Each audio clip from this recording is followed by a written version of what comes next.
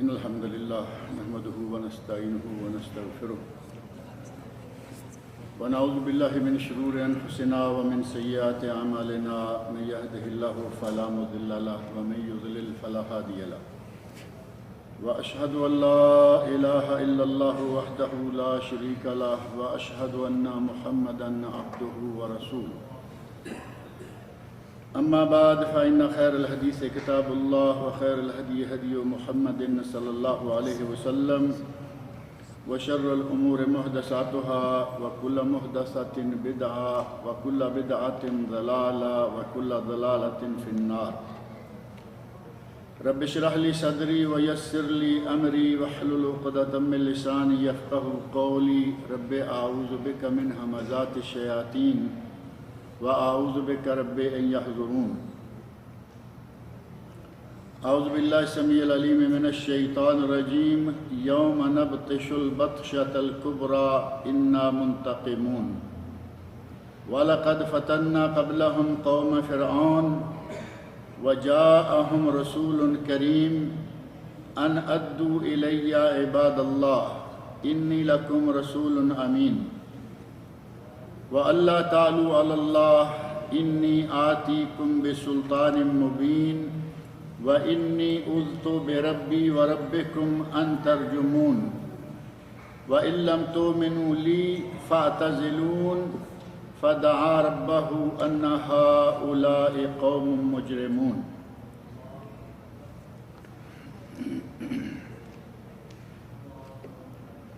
پچھلے درس میں یہ بات گزری ہے کہ اللہ رب العزت نے مشرکین مکہ قریش مکہ سے پہلی قوموں کا تذکرہ کرتے ہوئے مکہ والوں کو یہ سمجھایا کہ تم کوئی اتنی بڑی طاقت نہیں ہو بلکہ تم سے پہلے بہت بڑی بڑی طاقتیں گزری ہیں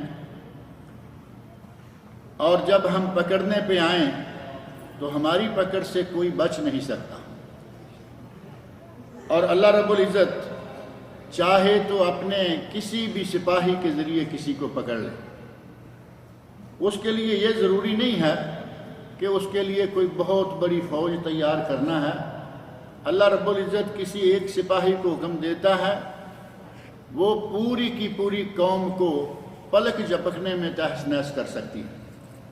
جیسا کہ کبھی آندھی، کبھی طوفان، کبھی سمندر کی موجیں سونامی اور کبھی چھوٹے چھوٹے پرندوں کا جھنڈ. اللہ رب العزت کے لشکر اتنے ہیں کہ انہیں کوئی جانتا ہی نہیں. لا یعلم جنود اللہ الا ہو. اللہ کے لشکروں کو کوئی نہیں جانتا سوائے اسی کے. اور اللہ رب العزت نے جیسا کہ سورت کے نام سے ہی معلوم ہوتا ہے کہ لوگوں کے لیے دھوئیں کا عذاب بھی تیار کیا ہے. ایک دھوئیں کا، جیسا کہ پہلے دن اس سورت کے تعارف کے ضمن میں بات آئی تھی، ایک دعا وہ ہے کہ نبی اکرم صلی اللہ علیہ وسلم کی اللہ رب العزت سے اس دعا کے نتیجہ میں ان لوگوں کو نظر آنے لگا، مکہ والوں کو، کہ بھوک کے جان کے لالے پڑنے لگے اور بھوکے جب کوئی چیز کھانے کو نہیں مل رہی، سوکھی گیلی صحیح غیر صحیح کوئی نہ کوئی چیز کھا کے وہ جان بچا رہے تھے. نتیجہ یہ تھا کہ آسمان کی طرف دیکھتے تو دھواں نظر آتا، حالانکہ دھواں تھا نہیں. اللہ رب العزت نے انہیں قحط کے عذاب میں مبتلا کیا ہوا تھا. اور اسی طرح دھواں اللہ رب العزت کی کچھ نشانیوں میں سے ایک نشانی بھی ہے جو کہ قیامت کے قریب ظاہر ہوگی. نبی اکرم صلی اللہ علیہ وسلم نے 10 مختلف نشانیوں کا تذکرہ فرمایا کہ قیامت سے پہلے 10 نشانیاں رونما ہوں گی، بلکہ حدیث میں آیا کہ جب تک وہ 10 نشانیاں آ نہیں جائیں گی تب تک قیامت قائم نہیں ہوگی. ان میں سے سب سے معروف اور سب سے بڑی نشانی یہ ہے کہ وہ سورج جو ہمیشہ مشرق سے چڑھ رہا ہے، طلوع ہو رہا ہے، وہ قیامت کے دن مغرب سے طلوع ہوگا۔ یہ قیامت کی سب سے بڑی اور معروف نشانی ہے۔ اس کے علاوہ دھواں ہے، اللہ رب العزت دھواں بھیجے گا، اور اس دھویں سے مومنوں کو، مسلمانوں کو کوئی خاص تکلیف نہیں ہوگی۔ ایسے معمولی، جیسے کسی کو معمولی سا ٹھنڈک لگ گئی، زکام سا ہونے لگا، لیکن دوسروں کے پورے رگ و ریشے میں وہ دھواں بھر جائے گا، اور وہ اپنے آپ کو یوں سمجھیں گے کہ ہمیں کسی بہت بڑے عذاب میں مبتلا کر دیا گیا۔ اس کے علاوہ قیامت کے قریب عدن کی طرف سے ایک آگ اٹھے گی، عدن یمن، آگ اٹھے گی جو لوگوں کو اپنے آگے لگائے ہوئے محشر کے میدان کی طرف اکٹھا کر لے جائے گی۔ ایک جانور، دابہ، ایک جانور کا ظہور ہوگا، حضرت امام مہدی کا ظہور ہوگا، حضرت عیسیٰ علیہ السلام کا نزول ہوگا۔ اس طرح مختلف 10 نشانیاں نبی اکرم صلی اللہ علیہ وسلم نے بتائیں۔ انہی میں سے ایک نشانی دھواں بھی ہے، جس کا کہ اس سورت میں ذکر ہے، اور اس سورت کا نام ہی الدخان، دھواں ہے۔ اللہ رب العزت نے جب مشرکین مکہ نے کہا کہ یا اللہ ہم سے یہ عذاب دور کر دے، ہم تیرے رسول پر ایمان لائیں گے، تیری ذات پر ایمان لے آئیں گے، ہم مان جائیں گے، تو اللہ رب العزت کے سامنے کون سی چھپی ہوئی چیز ہے؟ پہلی قومیں بنی اسرائیل یہی کہتی رہیں، موسیٰ اپنے رب سے کہو، یا موسیٰ ادع لنا، یا موسیٰ ادع لنا ربک، اے اللہ، اے موسیٰ اپنے رب سے کہو، اے اللہ میری قوم کے لیے یہ کر دے، وہ کر دے۔ اللہ رب العزت قوم کے مطالبے پورے کرتا رہا، مطالبہ پورا ہو جاتا، عذاب آ رہا ہے ٹل جاتا، اور وہ قوم وہیں کی وہیں ہوتی۔ اگر اللہ رب العزت سے کوئی نعمت طلب کرتے، اللہ رب العزت نعمت عطا کر دیتا، نعمت عطا ہو جانے کے بعد وہ قوم پھر وہیں کی وہیں رہتی۔ اللہ رب العزت کے سامنے پوری قوموں کے حالات موجود ہیں۔ اللہ نے فرمایا کہ میں اگر تمہیں اس عذاب سے بچا بھی لوں، اس عذاب کو تم سے ہٹا بھی لوں، تو تم سدھرنے والے نہیں ہو، تم سدھرو گے نہیں، بلکہ فرمایا اِنَّا کاشف العذاب قلیلا، ہم تھوڑے سے عرصے کے لیے تم سے عذاب دور کریں گے، اِنَّکُمْ عَائِدُونَ، اور تم فوراً اسی پہلی روش کی طرف پڑ جاؤ گے۔ لیکن اللہ رب العزت نے مسلسل اہل مکہ کو عذاب میں مبتلا نہیں رکھا، بلکہ ان کے لیے نبی اکرم صلی اللہ علیہ وسلم ہی رحمت تھے۔ آپ کا وجود جب تک ان کے مابین رہا، اللہ رب العزت نے انہیں کسی بڑے عذاب میں مبتلا نہیں کیا۔ اللہ رب العزت نے فرمایا کہ ہم تمہیں عذاب میں مبتلا کریں گے، اور جب عذاب کو دور کریں گے تو تم دوبارہ پہلے ہی کرتوتوں کی طرف پلٹ آؤ گے۔ یوم نبطش البطشۃ الکبریٰ انا منتقمون، لیکن پھر ہم تمہیں بڑا پکڑنا پکڑیں گے، بڑا پکڑنا، بڑی پکڑ جس سے تم بھاگ نہیں پاؤ گے۔ مفسرین کرام نے اس بڑی پکڑ کے بارے میں 2 باتیں کہیں۔ ایک تو یہ کہ قیامت کے وقت، قیامت کے دن محشر کے میدان میں پکڑے جائیں گے اور کوئی اللہ رب العزت سے بھاگ نہیں پائے گا۔ اور بعض مفسرین نے کہا کہ یہاں چونکہ ذکر مکہ والوں کا چل رہا ہے، اس سے مراد مکہ والوں کی پکڑ ہے۔ اللہ رب العزت مکہ والوں کو پکڑیں گے، اور وہ پکڑنا کب ہوا؟ بطشۃ الکبریٰ، البدر الکبریٰ، غزوہ بدر کے موقع پر اللہ رب العزت نے واقعی انہیں پکڑ لیا۔ بڑے زوروں کے ساتھ بڑا حملہ تیار ہو کے آیا، اور مسلمان تھوڑے سے ہیں، اللہ رب العزت نے ان کی مدد فرمائی۔ 70 بڑے بڑے سردار مارے گئے، اور 70 ان کے کافروں کے لوگ پکڑے گئے۔ 70 قتل ہوئے اور 70 پکڑے گئے، اور شکست فاش ہوئی۔ اللہ رب العزت نے کہا کہ ہم تم سے یہ عذاب ہٹائیں گے، تم دوبارہ پلٹ آؤ گے، اور پھر تمہیں ہم اچھی طرح بہت مضبوط پکڑیں گے، اور وہ ہے بدشت الکبریٰ، البدر الکبریٰ، جو کہ 2 ہجری میں پیش آیا۔ اللہ رب العزت نے مسلمانوں کی چھوٹی سی جماعت کو ان کے بہت بڑے لشکر پر فتح عطا فرمائی، اور اللہ رب العزت جسے فتح دینا چاہے اس کے لیے فوجیوں کی کثرت کی ضرورت نہیں ہے۔ اللہ رب العزت نے اپنا قانون قرآن کریم میں بتا رکھا ہے، کم من فئۃ قلیلۃ غلبت فئۃ کثیرۃ باذن اللہ۔ کتنی چھوٹی چھوٹی جماعتیں ہیں، جب اللہ چاہے تو بڑے بڑے لشکروں پر چھوٹی چھوٹی جماعتوں کو فتح عطا کر دیتا ہے۔ آپ ابرہہ کے لشکر کے بارے میں دیکھ لیں، کتنا بڑا لشکر ہے۔ ابرہہ خود ہاتھی پر سوار ہے، لشکر میں ہاتھی ہیں، اور ان کے مقابلے میں اللہ کا لشکر کتنا بڑا ہے، چھوٹے چھوٹے پرندے۔ اللہ رب العزت نے چھوٹے چھوٹے پرندوں سے اس لشکر کا کیا حال کروایا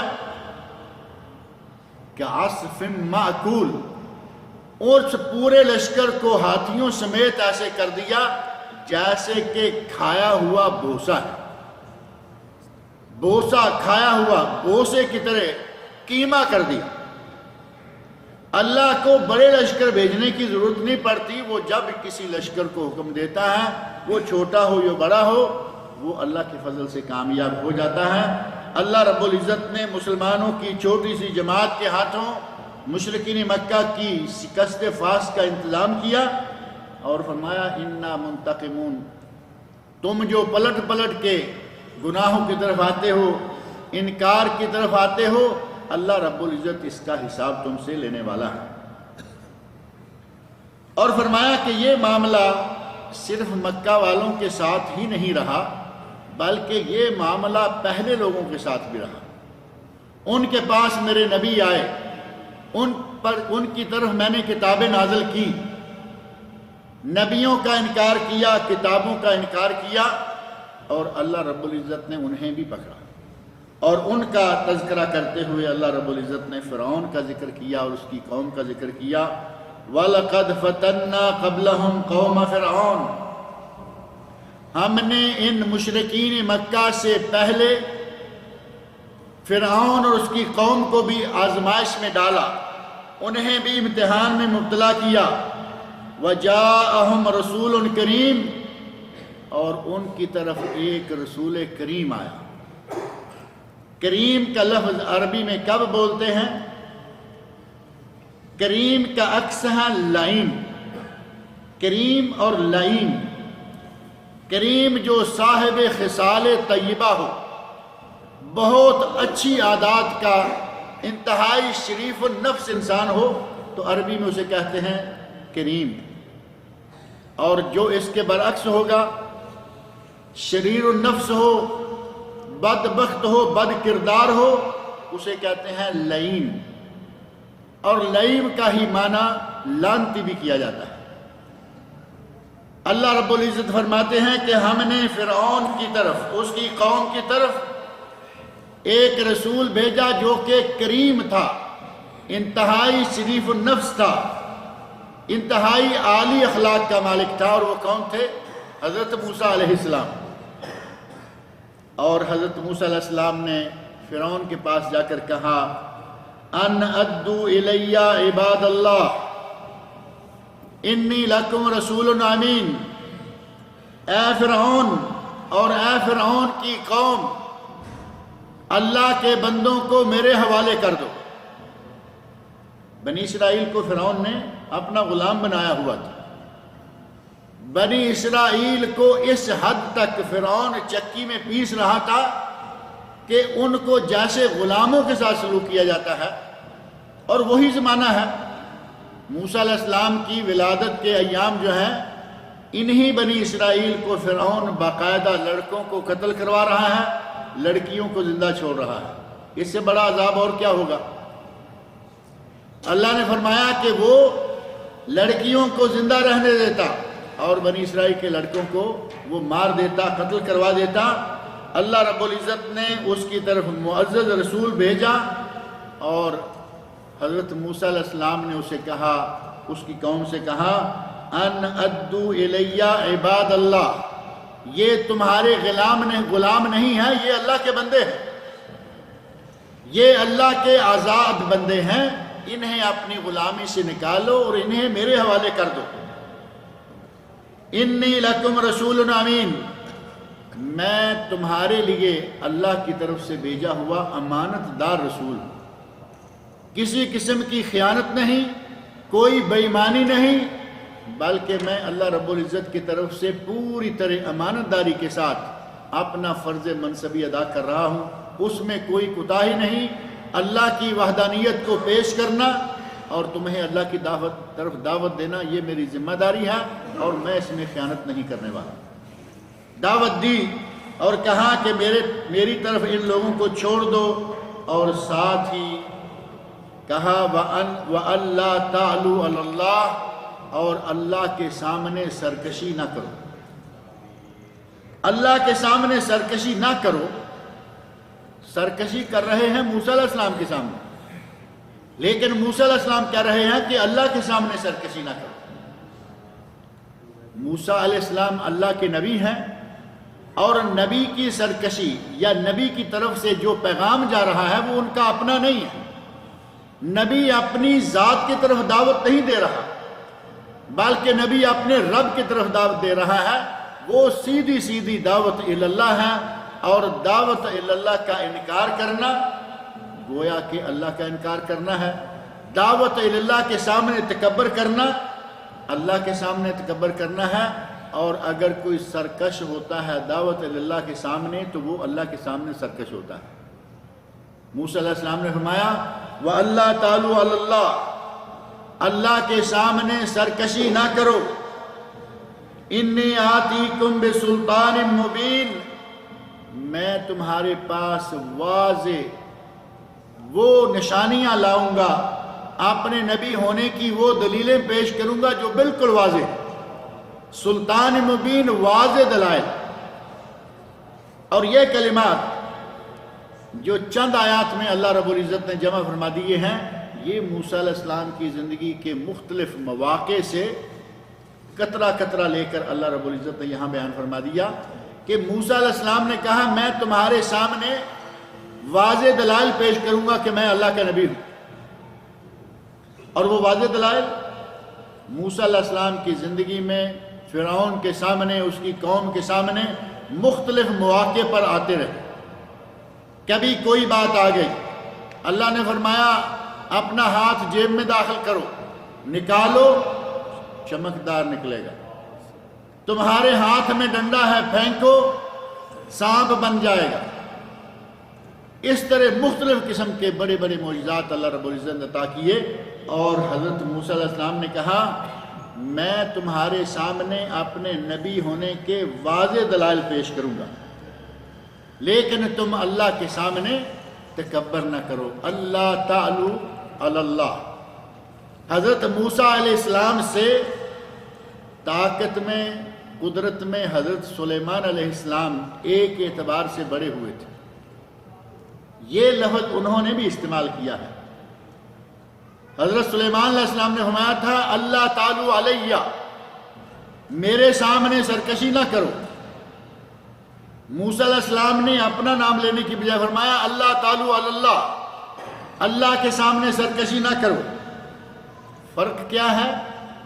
موسیٰ علیہ السلام کے سامنے سرکشی کرنے والے بھی دراصل اللہ کے سامنے ہی سرکشی کر رہے ہیں، لیکن موسیٰ علیہ السلام نے اپنی طرف، سلیمان علیہ السلام نے اپنی طرف منسوب کیا اور فرمایا اللہ تعالی علیہ۔ یہ سورۃ النمل میں موسیٰ علیہ السلام کا واقعہ موجود ہے، واقعہ بڑا طویل ہے کہ انہوں نے، سلیمان علیہ السلام نے خط بھیجا ملکہ سبا کو، وہ بڑا مشہور خط ہے، ان کا واقعہ بڑا مشہور ہے۔ ملکہ سبا کی حکومت کے بارے میں چھوٹے سے پرندے ہدہد کا بیان انتہائی تعجب انگیز ہے۔ معروف ہے کہ وہ آ کے تعجب کے ساتھ سلیمان علیہ السلام سے کہتا ہے کہ یہاں ایک قوم ہے، اس پر عورت حکومت کرتی، ایک پرندے کو یہ گوارا نہیں ہے کہ عورت مردوں پر حکومت کرے، مؤنث ہو کر مذکر پر حاکم ہو۔ کہتے ہیں کہ میں ایک ایسی قوم کو دیکھ کر آیا ہوں جو کہ مردوں پر حکومت کرتی ہے۔ حضرت سلیمان علیہ السلام نے حکم دیا کہ تم میں سے کوئی آدمی ایسا ہے جو اس کا تخت اٹھا لے آئے۔ سلیمان علیہ السلام کی طاقتیں اللہ رب العزت نے جنوں کو قبضے میں دے رکھا ہے، جن کو حکم دیتے ہیں یہ کام کرو، جن نوکری میں لگے ہوئے ہیں۔ کتنی بڑی طاقت ہے، جن نوکری کر رہے ہیں۔ ہوا کو حکم دیتے ہیں کہ ہمیں فلاں علاقے میں لے چلو، ہوا اللہ کے ایک سپاہی کے طور پر ان کی خدمت لگی ہوئی ہے، مہینوں کا سفر چند لمحوں میں مکمل ہو جاتا ہے۔ انہوں نے دیکھا کہ عورت حکومت کر رہی ہے، پیغام بھیجا، لیکن پیغام بھیجنے سے پہلے کہا کہ کوئی آدمی اس کا تخت لے آئے۔ ایک آدمی نے کہا کہ بلکہ جن نے کہا، افریت من الجن، جنوں کے سردار نے کہا کہ میں لے کے آتا۔ اور مہلت کتنی مانگی؟ کہا کہ تو اس مجلس سے اٹھے اس سے پہلے میں تخت لے آؤں گا۔ اور مجلس کتنی ہو سکتی ہے؟ ہماری مجلس گھنٹہ ڈیڑھ ہوتی ہے، حاکم کی مجلس دوپہر بیٹھے عصر تک بیٹھ گئے، صبح بیٹھے ظہر تک بیٹھ گئے، 1 2 3 گھنٹے۔ اگر کوئی بڑی ڈیوٹی دے تو مان لیا کہ 4 6 گھنٹے۔ جن نے کہا کہ میں تمہارے اس مجلس سے اٹھنے سے پہلے بلقیس کا تخت آپ کے سامنے لے آؤں۔ لیکن سلیمان علیہ السلام کے سامنے ان کے امتیوں میں سے ایک آدمی، انسان، اللہ کا بندہ، جس کے پاس علم تھا، علم الہی، اس نے کہا کہ تمہارے اس مجلس سے اٹھنے کی بات تو بہت لمبی ہے، میں آپ کے پلک جھپکنے سے پہلے وہ تخت اللہ کے فضل سے یہاں لے آؤں۔ اور واقعتاً اسے کہا گیا اور وہ لے آیا۔ بلقیس کو پیغام بھیجا، کہا کہ ہمارے پاس آ جاؤ، مسلمان ہو جاؤ اور ہمارے پاس آ جاؤ۔ اور وہ پیغام سورہ نمل میں آیت نمبر 30 میں ہے، اِنَّهُ مِن سُلَيْمَانَ اِنَّهُ بسم اللہ الرحمن الرحیم۔ قرآن کریم کی آیات سورتوں کے شروع سے درمیان میں صرف ایک مرتبہ بسم اللہ ہے، اور وہ یہی سورہ نمل کی آیت ہے۔ اور 114 سورتوں میں سے ایک سورت کے شروع میں نہیں ہے، اور وہ سورہ توبہ یا سورہ براءت ہے۔ بسم اللہ 114 مرتبہ پورا ہو گیا، ایک کے شروع میں نہیں ہے، دوسرے کے شروع میں بھی ہے اور وسط میں بھی ہے۔ آیت نمبر 30 میں اِنَّهُ مِن سُلَيْمَانَ، یہ خط سلیمان علیہ السلام کی طرف سے ہے، وَإِنَّهُ بسم اللہ الرحمن الرحیم، میں اللہ کے نام سے جو کہ رحمان و رحیم ہے یہ خط لکھ رہا ہوں۔ آگے لکھا، اللہ تعالی علیہ، میرا یہ خط لے لو اور میرے پاس مسلمان ہو کے آ جاؤ اور میرے سامنے سرکشی نہ کرنا۔ وَاتُونِي مسلمین، میرا خط ملتے ہی اسلام قبول کرو اور میرے پاس آ جاؤ۔ اور آگے اس خاتون کا لمبا چوڑا واقعہ ہے۔ اپنی کیبنٹ کو جمع کیا، کیبنٹ سے پوچھا کہ میرے پاس اس طرح ایک خط آیا ہے۔ وہ لوگ ہوا میں آ گئے، کہنے لگے کہ ہم بہت بڑی طاقت ہیں، اگر تم چاہو تو ہم مقابلہ کریں گے، لیکن فیصلہ وہی ہے جو تم کرو گی۔ حاکم تھی، کہا کہ آخری فیصلہ وہ ہے جو تم کرو گی، لیکن چاہو تو ہم لڑنے مرنے کے لیے تیار ہیں۔ لیکن اس خاتون نے کہا کہ مجھے معلوم ہے جب یہ بادشاہ کسی ملک میں داخل ہوتے ہیں تو یہ عزیز اور غالب لوگوں کو ذلیل کر دیتے ہیں، غلام بنا لیں گے۔ کہا کہ میں سمجھتی ہوں کہ ان کے ساتھ لڑنا ہمارے لیے ممکن نہیں ہوگا، ہدیہ بھیجو، ہدیہ بھیجا۔ سلیمان علیہ السلام نے کہا کہ یہ کیا لے کے آئے، میرے پاس اللہ رب العزت کا دیا وہ بہت۔ مختصر یہ کہ سلیمان علیہ السلام نے یہی کلمہ استعمال کیا، لیکن اس کلمے کو تھوڑا سا فرق کے ساتھ، وَأَلَّا تَعْلُوا عَلَى اللَّهِ۔ حضرت کہہ رہے ہیں وَأَلَّا تَعْلُوا عَلَى اللَّهِ، موسیٰ علیہ السلام اللہ کے سامنے سرکشی نہ کرو. اور سلیمان علیہ السلام کیا کہہ رہے ہیں وَأَلَّا تَعْلُوا عَلَيَّ، میرے سامنے سرکشی نہ کرو. اِنِّي آتِيكُمْ بِسُلْطَانٍ مُبِينٍ، میں تمہارے پاس واضح دلائل لے کے آؤں گا. اور وہ واضح دلائل مختلف مواقع پر حضرت موسیٰ علیہ السلام لاتے رہے. اور ساتھ ہی جب قوم نے دیکھا کہ یہ موقع بموقع کوئی نہ کوئی دلیل بھی اپنی نبوت کی پیش کرتا رہتا ہے اور ہم اس کی مان بھی نہیں رہے اور یہ رک بھی نہیں رہا، تو بالآخر انہوں نے یہ دھمکی دے دی اور کہہ دیا کہ ہم تمہیں رجم کر دیں گے. اپنی اس دعوت سے باز آ جاؤ، اس کام سے رک جاؤ، نہیں تو تمہیں پتھر مار مار کر ہم مار دیں گے، رجم کر دیں گے. حضرت موسیٰ علیہ السلام کہتے ہیں کہ میں اللہ سے جو کہ تمہارا بھی رب ہے اور میرا بھی رب ہے، میں اپنے رب سے پناہ مانگتا ہوں اس بات سے کہ تم مجھے رجم کر سکو.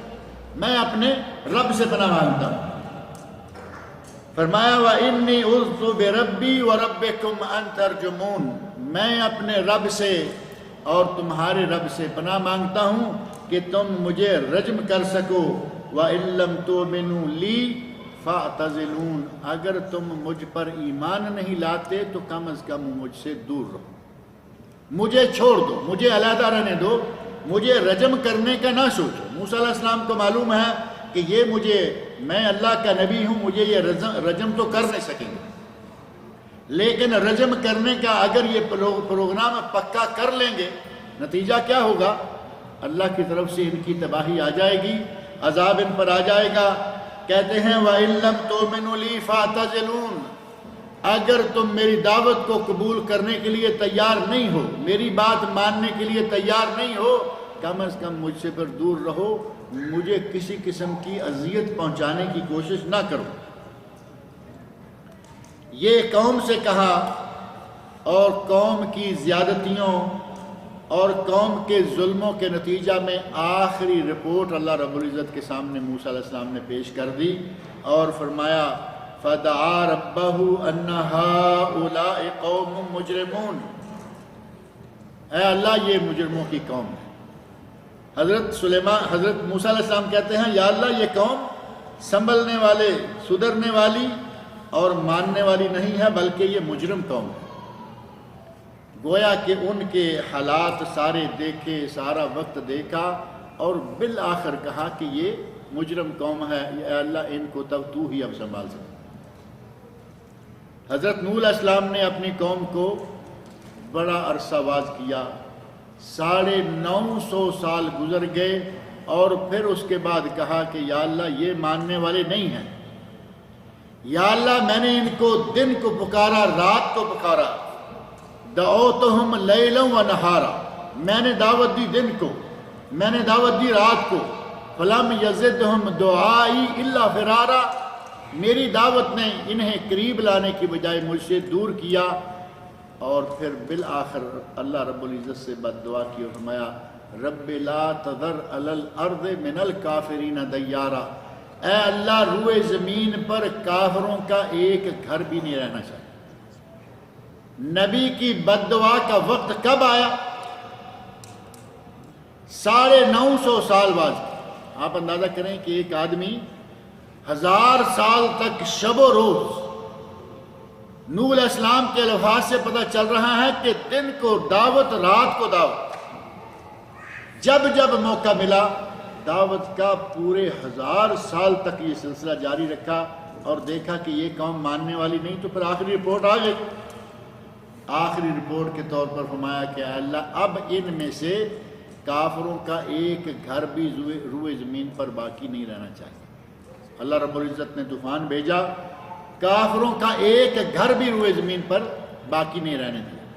اسی طرح حضرت موسیٰ علیہ السلام نے جب دیکھ لیا کہ قوم ماننے کے لیے تیار نہیں ہے، یہ مسلسل استکبار اور غرور میں مبتلا ہیں، سرکشیاں کرتے جا رہے ہیں، فرمایا ان ہؤلاء قوم مجرمون، اے اللہ یہ مجرموں کی قوم ہے، یہ سدھرنے والے نہیں ہیں۔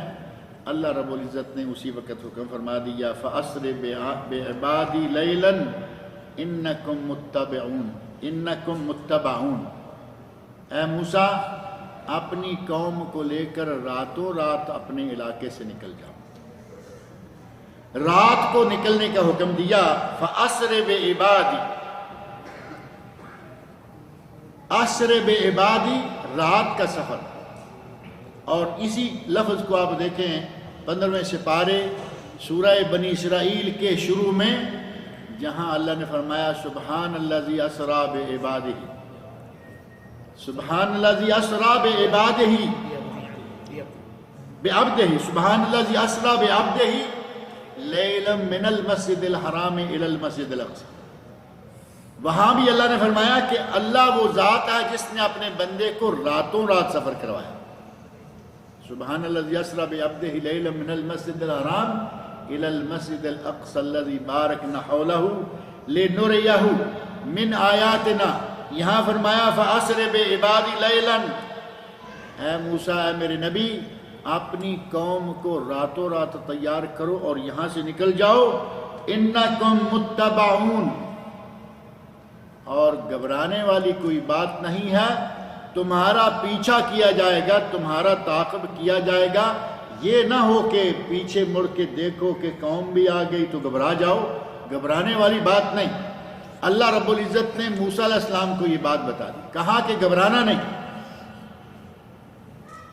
وَاتْرُكِ الْبَحْرَ رَهْوًا، مختلف مقامات پر موسیٰ علیہ السلام کا یہ واقعہ اللہ رب العزت نے ذکر کیا ہے۔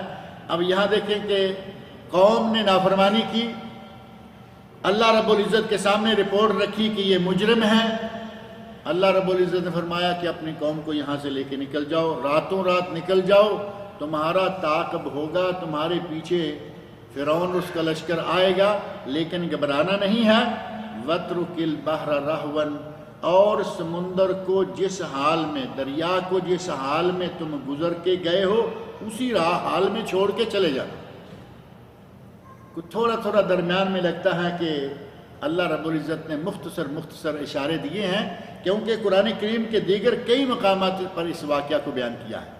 اب یہی بات سمجھنے کے لیے تھوڑا سا کہ یہ اچانک آگے سمندر آ جائے گا اور پھر تم نے کیا کرنا ہے، سمندر کو آگے اسی حالت میں چھوڑ کر نکل جاؤ، اس بات کا تذکرہ اللہ رب العزت نے کچھ واضح انداز سے بعض دیگر آیات میں بھی کیا ہے، جن میں سے ایک آیت سورۃ الشعراء میں ہے۔ سورۃ الشعراء آیت نمبر 61 میں اللہ رب العزت نے فرمایا فَلَمَّا تَرَاءَ الْجَمْعَانِ قَالَ أَصْحَابُ مُوسَىٰ إِنَّا لَمُدْرَكُونَ۔ اللہ رب العزت نے فرمایا ہے کہ موسیٰ قوم کو لے کے نکل جاؤ، تعاقب ہوگا، گھبرانا نہیں۔ اور جب قوم نے دیکھا کہ واقعی ہمارے پیچھے فرعون آ گیا ہے، اس کا لشکر ہمارے پیچھے لگ گیا ہے، وہ گھبرا گئے، کہنے لگے اِنَّا لَمُدْرَكُونَ، موسیٰ ہم پکڑے گئے۔ کہا کہ آگے پانی، پیچھے فرعون اور اس کا لشکر، یہ دوبارہ ہمیں پکڑ لیں گے اور دوبارہ ہمیں اپنا غلام بنا لیں گے۔ وہ ڈر گئے، لیکن موسیٰ علیہ السلام نے فرمایا قَالَ کَلَّا، کسی قسم کی گھبرانے کی کوئی ضرورت نہیں۔ نبی ہیں، اللہ کی ذات پر مکمل ایمان ہے، یقین ہے، اور آپ کو کہا جا چکا ہے کہ تمہارا تعاقب ہوگا، پریشان نہیں ہونا۔ لہذا قوم سے کہا کَلَّا، گھبرانا نہیں، اِنَّ مَعِیَ رَبِّی سَیَہْدِینِ، میرے ساتھ میرا رب ہے اور وہ ہمیں نجات کا راستہ دے گا، ہمیں ہدایت دے گا، راستہ دے گا کہ جس سے ہمیں نجات مل جائے گی۔ فَأَوْحَيْنَا إِلَى مُوسَىٰ، ہم نے موسیٰ کی طرف وحی کی۔ اللہ فرما رہے ہیں کہ ہم نے جب سامنے دریا ہے، پیچھے فرعون ہے، قوم گھبرا گئی، ہم نے موسیٰ علیہ السلام کی طرف وحی کی أَنِ اضْرِب بِعَصَاكَ الْبَحْرَ، اپنا ہاتھ سے جو ڈنڈا ہے اسے دریا میں مارو۔ ہم نے موسیٰ علیہ السلام کی طرف وحی کی کہ اپنا عصا دریا میں مارو، سمندر پر مارو۔ فَانْفَلَقَ، سمندر دو حصے ہو گیا. جو پانی آ رہا ہے دریا کا، دریائے نیل، جو پانی آ رہا ہے وہ پیچھے رک گیا، جو جا رہا ہے وہ یہیں رک گیا.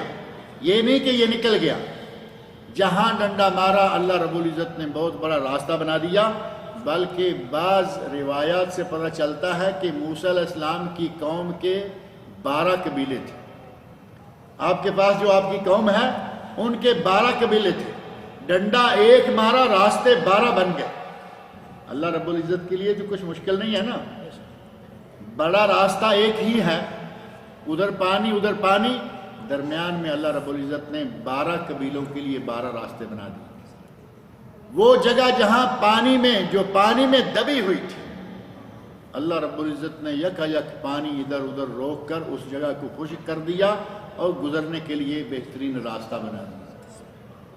پچھلے دنوں ایک سوال کسی نے کیا ہوا تھا بڑے زور شور سے، کہا کہ روئے زمین کا ایک ایسا حصہ ہے جس نے صرف ایک مرتبہ تھوڑے سے وقت کے لیے سورج دیکھا.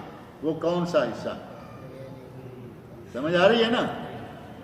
روئے زمین کے ایک حصے نے تھوڑے سے وقت کے لیے سورج دیکھا ہے. وہ کون سا حصہ ہے؟ وہ یہی ہے. ہمیشہ پانی کے نیچے رہنے والا سورج کہاں دیکھے؟ لیکن جب اللہ رب العزت نے پانی کو ادھر سے ادھر روک دیا تو اس نے تھوڑے سے عرصے کے لیے سورج دیکھ لیا.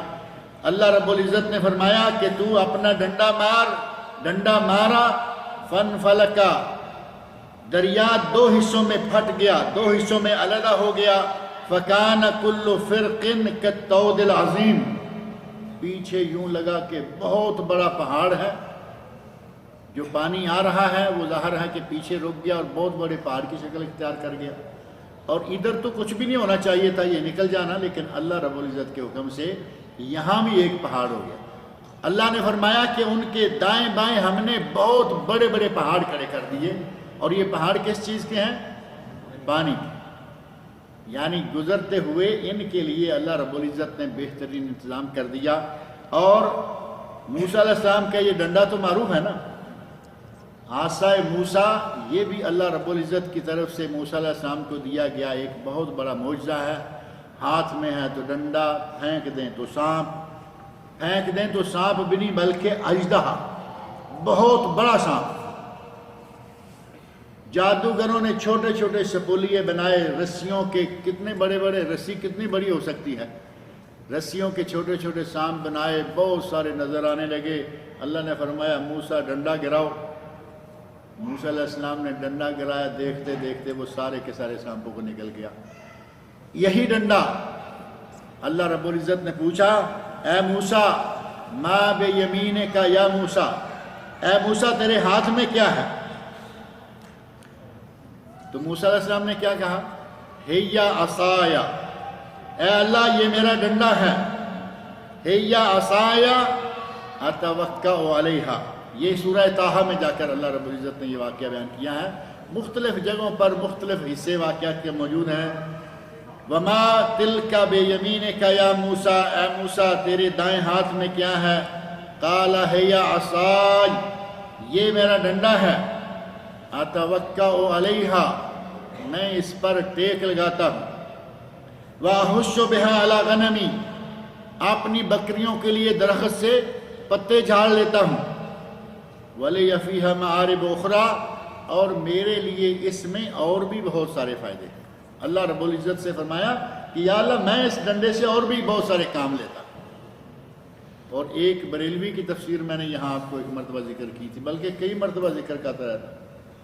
اس نے بڑی ڈھینگ ماری، وہابیوں کو کہتے ہیں کل یہ جماعت پیدا ہوئی ہے.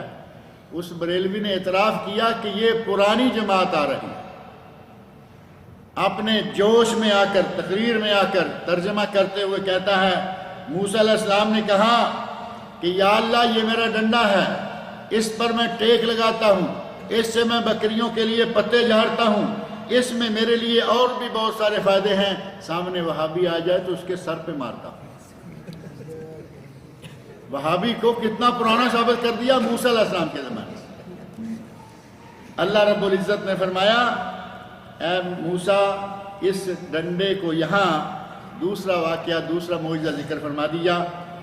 قال القھا یا موسیٰ، اے موسیٰ جس ڈنڈے کے بارے میں تم نے اتنے فوائد بتائے ہیں اب اس کو زمین میں گراؤ، اس ڈنڈے کو زمین پر گراؤ۔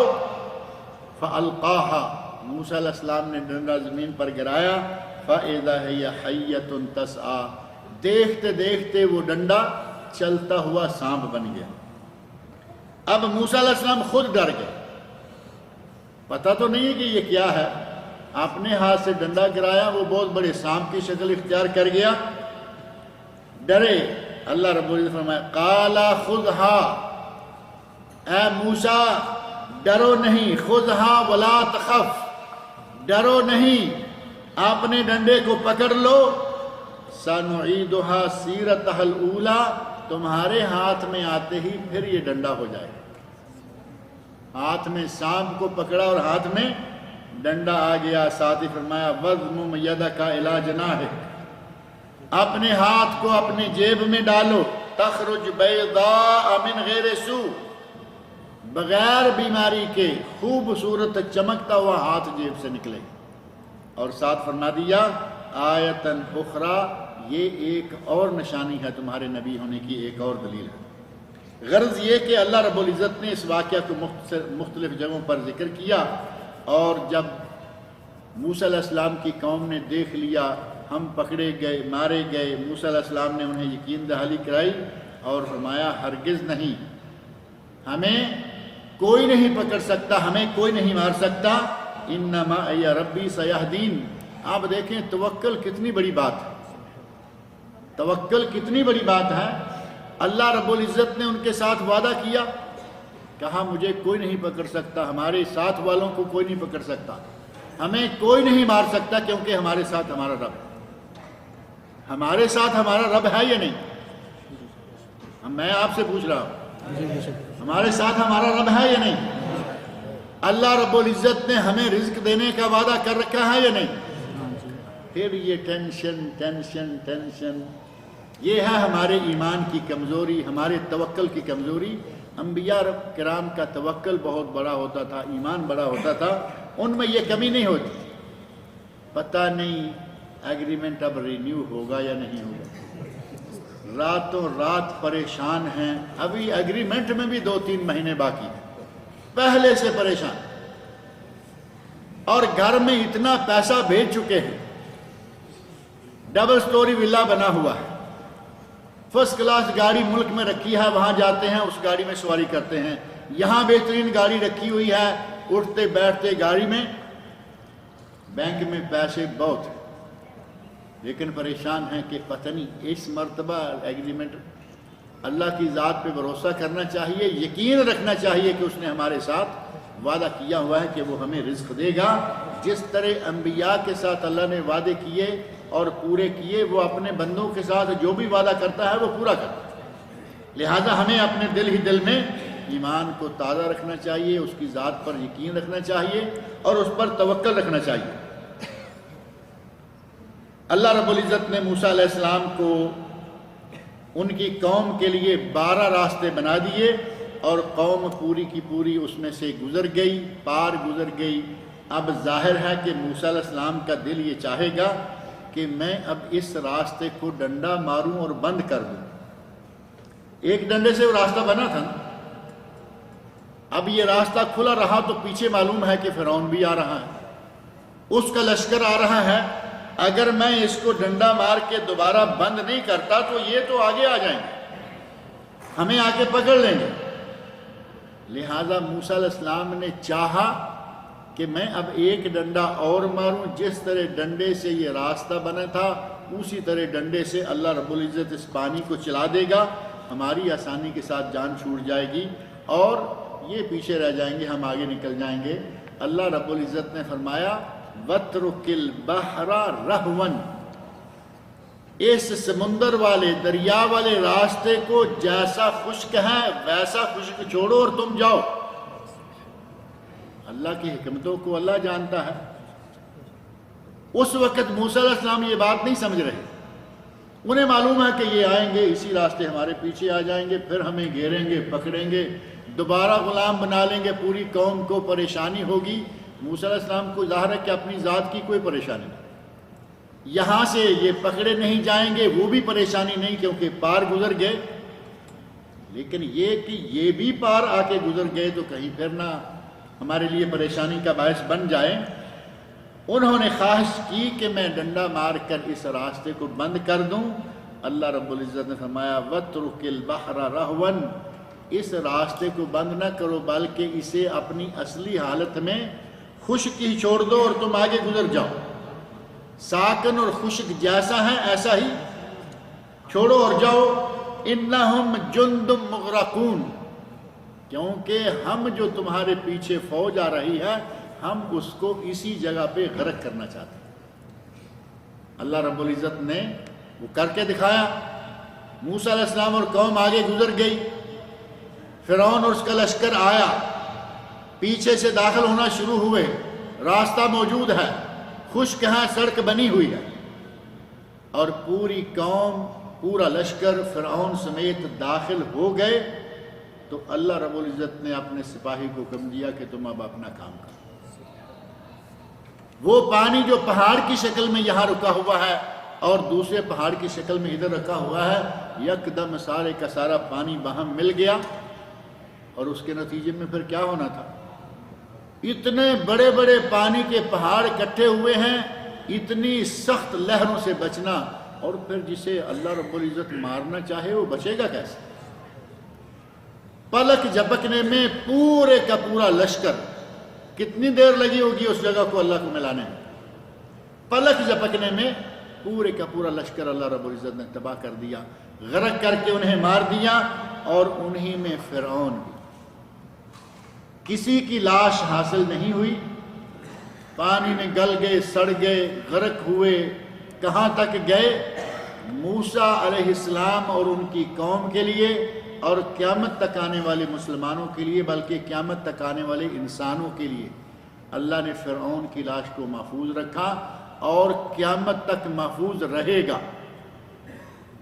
اور وہ کیوں؟ قرآن کریم نے اللہ رب العزت بتایا کہ لوگوں کے لیے عبرت۔ اللہ چاہتا تو جیسے یہ غرق ہوئے تھے وہ بھی غرق ہوتا، جیسے یہ گل سڑ گئے تھے وہ بھی گل سڑ جاتا، لیکن اسے رکھا کہ یہ وہ شخص ہے جس نے میری خدائی میں رکھنا اندازی کی، جس نے خدائی کا دعویٰ کیا، جس نے آنا ربکم الاعلی کا اعلان کیا کہ میں تمہارا بڑا رب ہوں۔ بڑا رب ہونے کا دعویٰ کرنے والے کا یہ انجام ہے۔ دیکھو تمہارے سامنے کس طرح لکڑی کی لاش بنا ہوا پڑا ہے، اور اللہ رب العزت نے انتظام کرا رکھے ہیں اس کی حفاظت کے، ورنہ آپ جانتے ہیں باہر کوئی لاش پڑی رہے تو کتنا عرصہ رہ سکتی ہے۔ اگر کوئی آدمی فوت ہو جائے، فوت ہوتے ہی اس کو آج کل تو اچھا ہے سلاجے میں لگا دیتے ہیں، ہسپتالوں میں بڑے بڑے سلاجے پڑے ہیں، وہ اب وہاں جتنی عرصہ بھی پڑا رہے۔ اس وقت نہ یہ سلاجے تھے، نہ یہ انتظامات تھے، اور آج بھی گھروں میں دیہات میں یہ سلاجے تو نہیں ہوتے نا میتوں والے، یہ تو صرف ہسپتالوں میں ہوتے ہیں۔ اپنے گھر میں میت ہو جائے، کوئی مہمان دور سے آنے والا ہے، پتہ ہے کہ آ جائے گا، تھوڑا سا انتظار کر لیں، اگرچہ سنت کے خلاف ہے لیکن کر رہے ہیں لوگ۔ ٹکٹ مل گیا جی میں ابھی 6 گھنٹے میں پہنچ رہا ہوں، 6 گھنٹے کے لیے روکنا ہے، گرمی کا موسم ہے، آدمی بیمار تھا، لاش کے پھٹ جانے کا خطرہ ہے، تو کیا کرتے ہیں؟ چاروں طرف برف لگا دی، پنکھا چلا دیا کہ ٹھنڈا رہے۔ لیکن کتنا روک سکتے ہیں؟ 4-6 گھنٹے، 24 گھنٹے۔ اللہ رب العزت نے ہزاروں سالوں سے اس کی لاش کو روکا، کیونکہ اس نے قیامت تک کے لیے لوگوں کے سامنے اس کو عبرت بنا دیا کہ اگر تم ہماری خدائی میں شرکت کرنا چاہتے ہو تو تمہارا انجام یہ ہے، اور جو بھی قیامت تک یہ اعلان کرنا چاہے، یہ دعویٰ کرنا چاہے کہ اس کے پاس بھی کچھ خدائی ہے، اس کا انجام یہ ہوگا۔ اور اس نے تو کچھ نہیں کہا نا، اس نے تو کہا کہ میں بڑا، آنا ربکم الاعلی، میں تمہارا بڑا رب ہوں۔ اللہ رب العزت نے فرمایا کہ دریا کو اسی حالت میں چھوڑ دو، انہم جند مغرقون، 3 لفظوں میں اتنی بڑی خوشخبری دے دی کہ یہ لشکر ڈوبنے والا ہے۔ یہ لشکر ڈوبنے والا ہے۔ اب وہ ظاہر ہے کہ موسیٰ علیہ السلام نبی ہیں، اللہ رب العزت کیا فرما رہا ہے بات کو سمجھ رہے ہیں، اسی طرح چھوڑا، نکل گئے، پیچھے سے وہ آ رہا ہے، دیکھ رہے ہیں، قوم گھبرا رہی ہے کہ موسیٰ یہ تو اندر داخل ہو گئے، ان کو بھی راستہ مل گیا، ہمیں تو اللہ نے دیا ہی تھا، وہ راستہ ہمارا دیا ہوا راستہ ان کو بھی مل گیا۔ موسیٰ علیہ السلام اپنی قوم کی ڈارس بنا رہے ہیں کہ تم چلو، اور بالآخر جب پورے کا پورا معاملہ صاف ہو گیا، سارے غرق ہو گئے، تو پوری قوم کو بھی اطمینان ہو گیا۔ اللہ رب العزت نے فرمایا کم ترکوا من جنات و عیون، کتنے باغات میں، کتنے مزے میں چشمے تھے، باغات تھے، پھل تھے، پھول تھے، انتہائی مزے میں یہ گزار رہے تھے۔ وَزُرُوعٍ وَمَقَامٍ کریم، فصلیں تھیں، غلے تھے، اور بڑے اعلیٰ مقام تھے ان لوگوں کے پاس۔ وَنَعْمَةٍ كَانُوا فِيهَا فَاكِهِينَ، اور بہت ہی زیادہ سامان آسائش اور نعمتیں تھیں جن میں یہ مزے کر رہے تھے، لیکن اللہ رب العزت نے نافرمانی کے نتیجہ میں سارے کے سارے پھل، سارے غلے، ساری زرو، مقام کریم، بڑے بڑے محلات، ہر چیز کو، باغات کو چھین لیا، اور فرمایا کذالک، اور ایسا ہی ہوا، ہم نے ہر چیز چھین لی اور انہیں پانی کے پیٹ میں غرق کر کے مار دیا۔ وَأَوْرَثْنَاهَا قَوْمًا آخَرِينَ، اور ان کی جگہ پر ہم کسی اور قوم کو لے آئے، کسی دوسری قوم کو ان کا وارث بنا دیا۔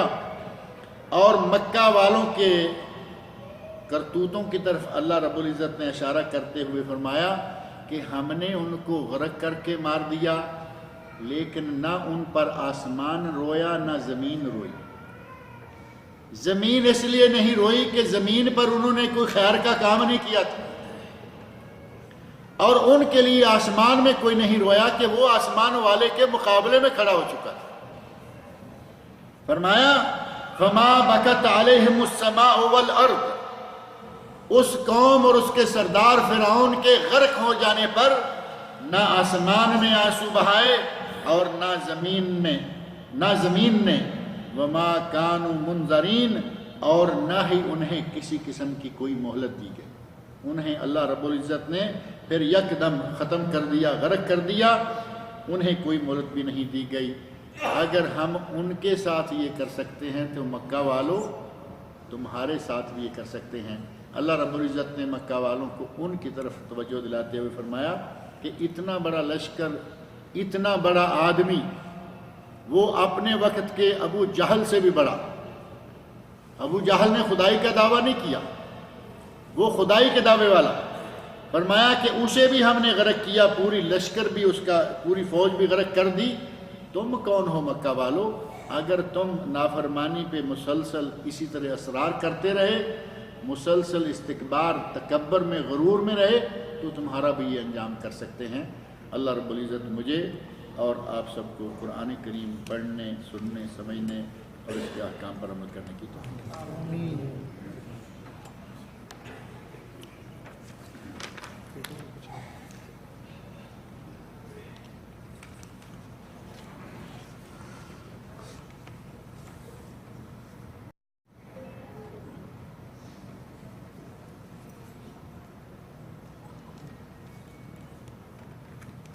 لکھا ہے کہ ایک صاحب نے یہ اصرار کیا ہے، یعنی وہ ماننے کو ہی تیار نہیں۔ اصرار کا معنی ہوتا ہے بار بار ضد پہ اڑ جانا۔ اصرار کیا ہے کہ نبی صلی اللہ علیہ وسلم پر کسی جادو وغیرہ کا اثر نہیں ہوا تھا۔ میں اس آدمی کے بارے میں 100% تو نہیں کہہ سکتا، اگر یہ منکرین حدیث میں سے نہیں ہے تو ان سے متاثر یہ ضرور ہے، کیونکہ جادو کا انکار صرف منکرین حدیث کر رہے ہیں، اور منکرین حدیث وہ ہیں جو کہتے ہیں کہ ہمیں قرآن کافی ہے، ہمیں حدیث کی ضرورت نہیں ہے۔ اور یہ وہ قوم، یہ وہ لوگ ہیں، یہ وہ گروہ ہے جن کے بارے میں کویت کی حکومت نے سرکاری دارالافتاء سے فتویٰ صادر کر دیا ہے کہ یہ مسلمان ہی نہیں، اور وہ آدمی مسلمان کیسے ہو سکتا ہے جو کہے کہ مجھے سنت کی ضرورت نہیں ہے؟ قرآن کریم ہمارے لیے کافی ہے۔ یہ دعویٰ کرنے کے بعد مجھے بتائے کہ یہ نماز کیسے پڑھے گا۔ قرآن کریم میں اللہ رب العزت نے 80 سے زیادہ مرتبہ کہا کہ نماز پڑھو، ٹھیک ہے، زکوٰۃ دو، ٹھیک ہے، کتنی کیسے زکوٰۃ دینی ہے، کتنی کیسے کب کیا نماز پڑھنی ہے، یہ کہاں سے لائیں گے؟ عقل سے بھی کام نہیں لیتے کہ ہم کیا کہہ رہے، اسی کے لیے پھر الٹی سیدھی کلا بازیاں کھاتے رہیں گے۔ یہ آدمی ان میں سے ہے یا ان سے متاثر ہے جو اس ضد پر اڑا ہوا ہے کہ نبی پر جادو کا اثر نہیں ہوا؟ صحیح بخاری اس سے بہترین کتاب قرآن کریم کے بعد کوئی نہیں، اور کوئی ایک حدیث بھی ایسی نہیں ہے جو اس میں ضعیف ہے۔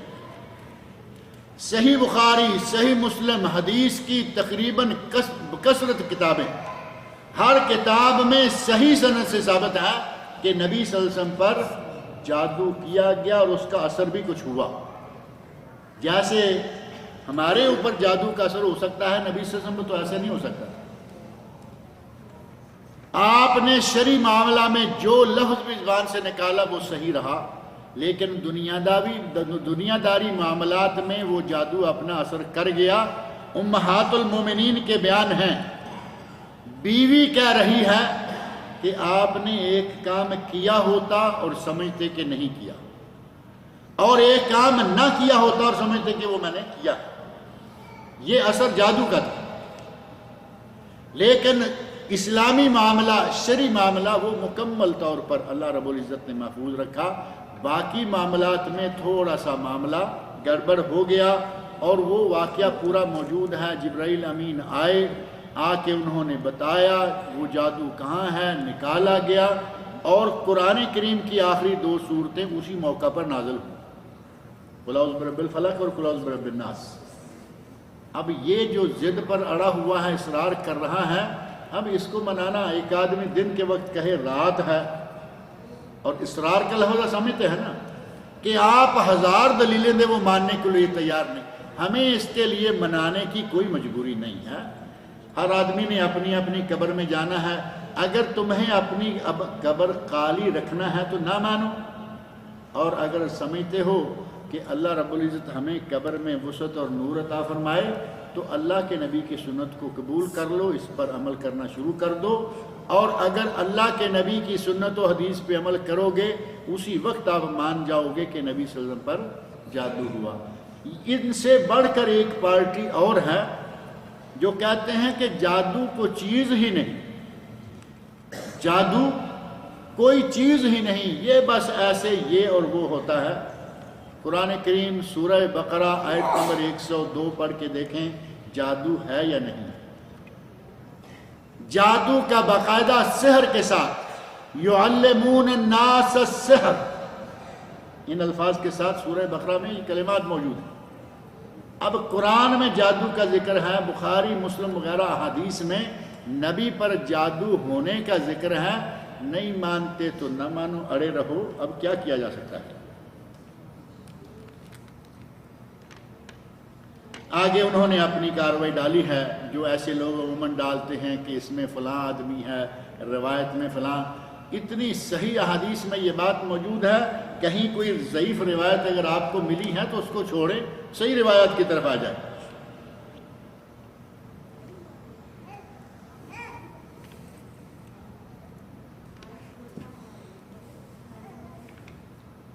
اسی حوالے سے اس نے کئی اشارے کیے ہیں جو کہ وہ عموماً کرتے ہیں۔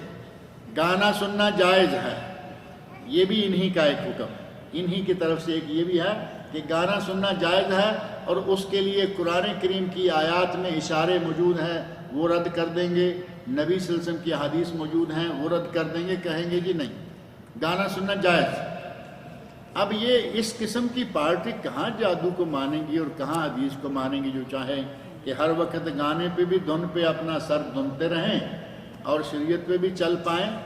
ان کے بڑے بڑے چیمپئن پہلے گزر گئے ہیں، پرویز احمد، اس سے پہلے عبداللہ چکڑالوی، پروفیسر رفیع اللہ شہاب، اور آج کل ان کا ایک نمائندہ جاوید احمد غامدی، یہ بھی ذہن میں رکھیں، دنیا بڑے زور شور سے اس کے لیکچر سنتی ہے، یہ انہی کی پارٹی کا آدمی۔ پاکستان کا ٹیلی ویژن، پاکستان کی اخباریں، پاکستان کا پورا سوشل میڈیا اس کو اٹھائے پھر رہا ہے۔ دنیا علم میں اس وقت اردو زبان والوں میں منکرین حدیث اگر منکر نہیں ہے تو منکرین حدیث سے متاثر یہ شخص بھی ہے۔ لہذا جو لوگ اس کے درس سنتے ہیں وہ بچیں، اس کے درسوں سے بچیں، اور وہ جس طرح میٹھے میٹھے ٹیکے لگا کے گانا جائز، یہ جائز، رجم کی سزا صحیح بخاری صحیح مسلم میں موجود ہے، رجم کرنا، سنسار کرنا شادی شدہ زانی کے لیے، وہ کہتے ہیں کہ یہ بھی صحیح نہیں، کیونکہ حدیث کو نہیں ماننا تو ان کے لیے صحیح نہیں، قرآن میں واضح لفظ ان کو نہیں مل رہے، کہتے ہیں یہ بھی صحیح نہیں ہے۔ میں نے ایک ہی بات کہی ہے کہ اگر حدیث کو نہیں مانوں گے تو بتاؤ ہمیں نماز کیسے پڑھو گے؟ کوئی راستہ نہیں حدیث کو مانے بغیر۔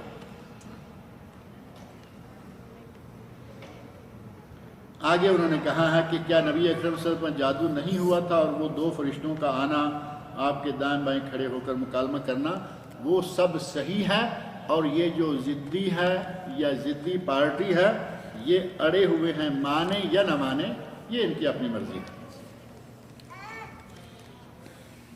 عقیقہ شادی کے موقع پر یا ولیمہ میں آنے والے مہمانوں کو عموماً جو کہ تحفے تحائف بھی ساتھ لاتے ہیں، یہاں تک کہ اگر کچھ اور نہیں تو لفافے میں کچھ نہ کچھ دے کے ہی جاتے ہیں۔ جو لوگ ولیمے میں آتے ہیں وہ ظاہر ہے کہ کوئی دولہے کے لیے تعاون کے لیے لاتا ہے، کوئی دلہن کے لیے کچھ لے کے آتا ہے۔ کہتے ہیں کہ عقیقے کے جانور کو شادی کے مہمانوں کو کھلا سکتے ہیں یا نہیں؟ تو شادی کے مہمان جو ہیں ان کا عقیقے سے کوئی تعلق ہے؟ آپ یہ بتائیے۔ لیکن پہلے یہ بھی ایک سوال ہے کہ کیا عقیقے کا شادی سے کوئی تعلق ہے؟ عقیقہ کہاں، شادی کہاں، وہ سنت کہاں، یہ معاملہ کہاں؟ شادی کے موقع پر آپ چاہے کچھ بھی نہ کریں، کچھ بھی نہ کریں، آپ لوگوں کو کچھ بھی کھلا دیں، جائز ہے۔ نبی اکرم صلی اللہ علیہ وسلم نے فرمایا کہ ولیمہ کرو چاہے ایک بکری سے، لیکن اگر کوئی نہیں کرتا تو کوئی بات نہیں۔ عقیقہ ایک بکری سے کہاں ہے؟ عقیقہ کہا دو بکری، یعنی مختلف احکام ہیں۔ دوسرا یہ ہے کہ عقیقہ کو مسکینوں میں، غریبوں میں بانٹنا ہے۔ ولیمے میں ایسا کوئی حکم نہیں ہے کہ ضرور غریبوں کو اپنے شادی میں بلاؤ، جبکہ یہ الگ حدیث موجود ہے، نبی سے فرمایا کہ وہ بابرکت پارٹی یا وہ بابرکت دعوت ہو نہیں سکتی جس میں کوئی مسکین نہ ہو، فقیر نہ ہو، وہ الگ بات ہے۔ لیکن یہاں باقاعدہ حکم ہے کہ عقیقہ جو ہے اس کا گوشت غریبوں میں جائے۔ اب مہمان آئے، آپ نے پارٹی کرنی ہے ولیمے کی، اور اس میں اپنے بچوں کا، اپنی بیوی کا ملا جلا کے سب کا عقیقہ کر دیا، اور مہمانوں کو گوشت کھلایا عقیقے کا، اور لفافے لے لیے کسی اور حوالے سے۔ پہلی بات تو یہ ہوئی۔ دوسرا یہ ہے کہ کیا وہ لفافے لینا جائز بھی ہے یا نہیں؟ اب اگر آپ نے دولہا کے لیے تعاون کیا کہ اس کا حق مہر ہے، اس میں کچھ اس کو تعاون ہو جائے گا۔ آپ کو یہ تو معلوم ہے کہ آج کل حق مہر زیادہ ہو گئے ہیں۔ نبی اکرم صلی اللہ علیہ وسلم کے زمانے میں حق مہر تھا 12.5 اوقیے چاندی، 12.5 اوقیے، آج کل 100 ریال کے قریب وہ شاید وزن بن رہا ہے۔ یہ نبی صلی اللہ علیہ وسلم کے مہر جو شادیاں کی، اور آج بہت بڑے بڑے مہر ہو گئے۔ آپ کو معلوم ہے کہ دولہا بیچارہ اتنا نہ کر پائے گا، اتنی ہڈی پسلی نہیں ہے۔ آپ نے لفافے میں ڈال کے کچھ اس سلسلہ میں دے دیا، انشاءاللہ کوئی حرج نہیں ہے، لیکن اس میں زکوٰۃ کا پیسہ نہیں دے سکتے اپنی جیب سے۔ کئی لوگ کہتے ہیں کہ لڑکی غریب کی ہے، زکوٰۃ کا پیسہ دے دیں، لڑکا غریب کا۔ آپ زکوٰۃ کے پیسے دیں گے وہ پارٹی اتنی بڑی کر دیں گے۔ آپ نے زکوٰۃ کے پیسے دیے، انہوں نے مہمان اور بلا لیے، لڑکی کے گھر میں یہ جو دعوت بڑی کی جا رہی ہے وہ ویسے ہی شرعاً جائز نہیں، لہذا وہاں زکوٰۃ کا پیسہ نہیں، اپنی جیب خاص سے کچھ دینا چاہیں تو دیں، اور یہاں جو لفافے وغیرہ اس کے علاوہ دیے جاتے ہیں، اگر لڑکی کے جہیز کے حوالے سے لڑکی کے گھر میں دیے جائیں تو جہیز جائز نہیں، لڑکی کے گھر میں پارٹی جائز نہیں۔ اب آپ جو لفافے دیں گے تو وہ کس حوالے سے ہوں؟ کوئی باقاعدہ جہیز کا سامان خرید کے لا رہا ہے، جی فریج میری طرف سے آ گئی، دوسرے نے کہا کہ ایئر کنڈیشن میری طرف سے آ گیا، تیسرے نے اپنی اپنی ہڈی پسلی کے برابر سب کچھ نہ کچھ لا رہے ہیں، جبکہ جہیز دینا جائز نہیں۔ لہذا یہ چیزیں لا کے دینا ہدیے کے طور پر، یہ دونوں طریقے جو ہیں وہ صحیح نہیں ہیں، جائز نہیں ہیں۔ لہذا اگر دولہا کو اس کے حق مہر کے لیے دینا چاہے کوئی تو جائز۔ اب آپ کہیں گے کہ خرچہ سارا عورتوں کی طرف سے، لڑکیوں کی طرف سے ہوتا ہے اور پیسے لڑکے کی طرف جا رہے ہیں۔ لڑکے کا حق مہر دینا ایک شرعی عمل ہے، اس میں تعاون کیجئے۔ لڑکی کا جہیز دینا، لڑکی کو جہیز دینا غیر شرعی عمل ہے، باہر سے اس میں کسی قسم کا تعاون نہیں ہونا چاہیے، خاص طور پر زکوٰۃ کا پیسہ نہیں دینا چاہیے۔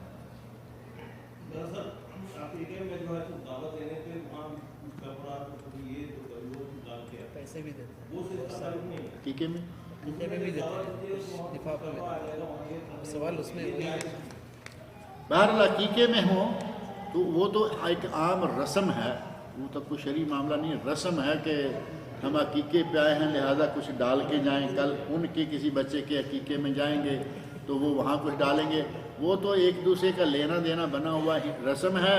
اور معروف ہے کہ ہمارے پاک و ہند کی رسمیں بہت ساری ایسی ہیں جو ہندوؤں سے لی گئی، ان کا شریعت میں کوئی اساس اور بنیاد نہیں ہے۔ قیامت کی نشانیاں، بوڑھا بچہ پیدا ہوگا، سورت نمبر 73 سورہ مزمل آیت نمبر 17، یہ بات کہاں تک صحیح ہے؟ قرآن و حدیث کی روشنی سے بیان کیجئے اور اس آیت کا مفہوم کیا ہے؟ یہ آیت اس وقت میرے ذہن میں نہیں ہے، اور بوڑھا بچہ پیدا ہوگا یہ بھی میرے سامنے اس قسم کا مفہوم بھی نہیں ہے۔ بہرحال یہ چونکہ آپ نے نمبر دیے ہیں، میں حافظ ہوتا تو ابھی مسئلہ حل ہو جاتا۔ میں ان آیات کو دیکھوں گا انشاءاللہ۔ اور یہ آپ نے مفہوم کہاں سے لیا کہ ایک بوڑھا بچہ پیدا ہوگا، اس مفہوم کو میں نے آج تک پہلے سنا نہیں، پہلے نہیں سنا کہ بوڑھا بچہ پیدا ہوگا قیامت کی نشانی ہے، لیکن انشاءاللہ اس کو دیکھ لیں گے، اس پیپر کو ہم سنبھال لیتے ہیں۔ علامتیوں کے بارے میں وہی تو ہے کہ وہ آدمی جوان بھی بوڑھا ہو جائے گا، بوڑھا بچہ پیدا ہوگا یہ نہیں۔ بہرحال دیکھیں گے انشاءاللہ یہ آیات کے حوالے جو ہیں۔ کسی نے لکھا ہے کہ میری والدہ بیمار ہیں، دعا کریں کہ اللہ رب العزت ان کی والدہ کو شفائے کاملہ عاجلہ عطا فرمائے، اور بھی جتنے مسلمان اہل توحید بیمار ہیں اللہ تعالیٰ ان سب کو شفائے کاملہ عاجلہ عطا فرمائے۔ اللہ تعالیٰ مجھے اور آپ سب لوگوں کو نیک عمل کی توفیق